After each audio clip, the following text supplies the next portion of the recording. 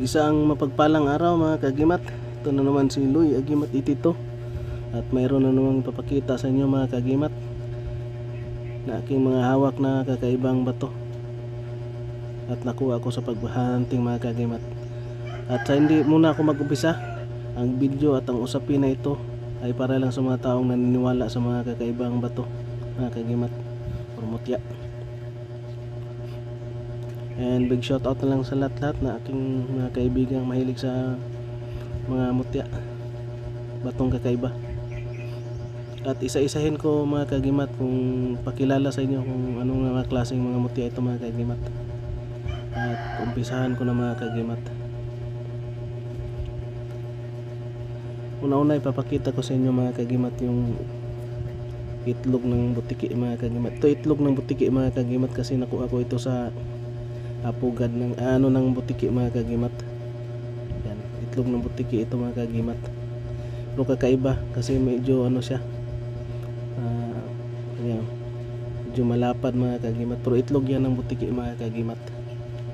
Yan. Itlog yan ng butiki. Itlog ng butiki mga kagimat ay mainam yan sa pangpaswerte mga kagimat, sabi ng mga kaibigan ko na matatanda. Magaling din mga kagimat kasi bihira lang yung butiki magbigay ng itlog na bato mga kagimat. Yung pangalawa mga kagimat, ito yung mutya ko ng singkamas na maliit mga kagimat na nagiging bato. Yan, singkamas ito mga kagimat. At mapansin nyo mga kagimat, mayroon pa siyang mga ugat-ugat mga kagimat. Ito inahukay ko sa taniman ng mga singkamas mga kagimat sa bundok. Yan, singkamas talaga yan mga kagimat. Yan. At ang mutya ng singkamas mga kagimat na mainam talaga yan sa sabi na tapos may daw ito mga kagimat, magaling daw ito sa, pwede daw gamitin sa panggamot mga kagimat, yung mutya ng singkamas. Yan, mapapansin nyo mga kagimat, mayroon siyang mga ugat-ugat mga kagimat na maliit. At kagandahan dito mga kagimat ay fossilized, tagos na yan mga kagimat. Yan mayroon ba siyang nakausli na mga kagimat na yan yan, fossilized mga kagimat, tagos yan at nagiging bato na siya mga kagimat. Kagandahan sa isang mutya mga kagimat, nagiging fossilized or crystallized na siya mga kagimat, na sulit na mutya ng singkamas. At ito mga kagimat yung itlog ng butiki tagos din yan mga kagimat.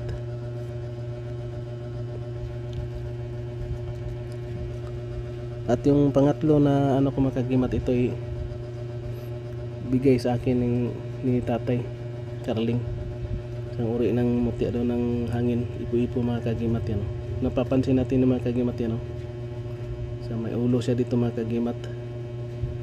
At ito din mga kagimat, matulis at nakaikot siya mga kagimat. Yan mutya ng hangin mga kagimat, ipo-ipo mga kagimat. Galing ito kay Tatay Carling. Yan, magnetic siya mga kagimat.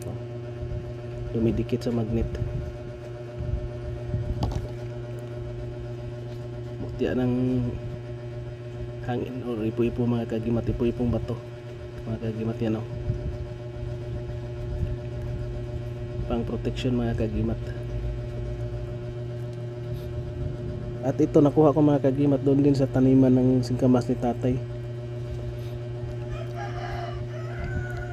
Yung pang-apat ko mga kagimat, to yung sapatos ng duwindi mga kagimat. Ito naghahatak ng swerte talaga mga kagimat. Sabi na basta mayroon kang sapatos ng duwindi or ano mang klaseng galing sa maliliit na tao o duwindi mga kagimat, yan ay nagbibigay ng swerte daw mga kagimat, sabi ng mga matatanda. Yan fossilized yan mga kagimat, tagos din yan sa yan sapatos ng duwindi na fossilized. Yan, kung napapansin yan mga kagimat, yan yan ay matulis yan. At naka talaga mga kagimat, yan nakakurba. Yan sapatos ng duwende. Ito yung napakagandang maganda mga kagimat pang paswerte, sabi ng mga aking kaibigan na mga matatanda, mga kagimat. Yung sapatos ng duwende na maliit. Ang sapatos ng duwende mga kagimat ay maliit na lang talaga yan mga kagimat. At swerte tayo, nakakuha tayo ng, binigyan tayo ng isa. At kagandahan dito mga kagimat ay ito ay yung niya mga kagimat, fossilize na siya.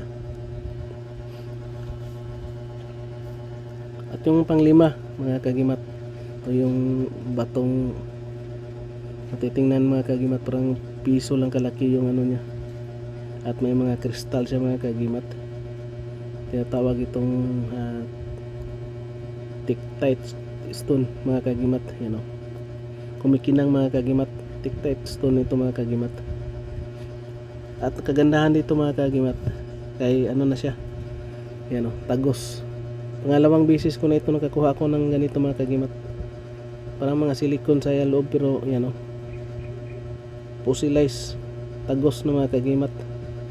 Yan o, loto matagos ang ilaw mga kagimat. Yan o, hindi naman siya yun talaga yung, pero yan o, yung mga tagos mga kagimat sa ilalim. At mas lalo akong dito mga kagimat kasi magnetic siya mga kagimat. Yan o, magnetic yan mga kagimat. Yan o, takas magdikit sa magnet, pero tagos sa ilaw mga kagimat. Yan, hindi mahulog sa sa magnet mga kagimat. Ang tinatawag na Tiktite stone, Tiktite na pato.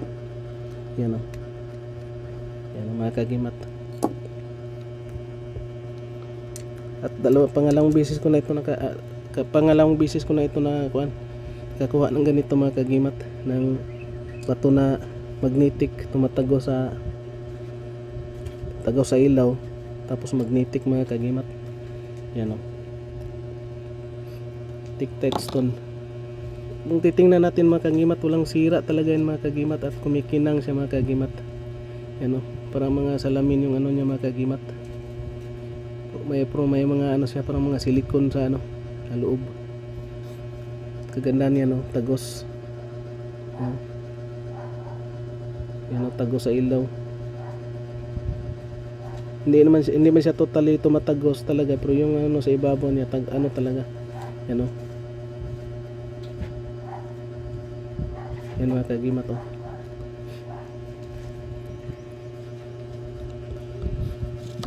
At gagandahan nito, magnetic siya mga kagimat, tagos na at magnetic.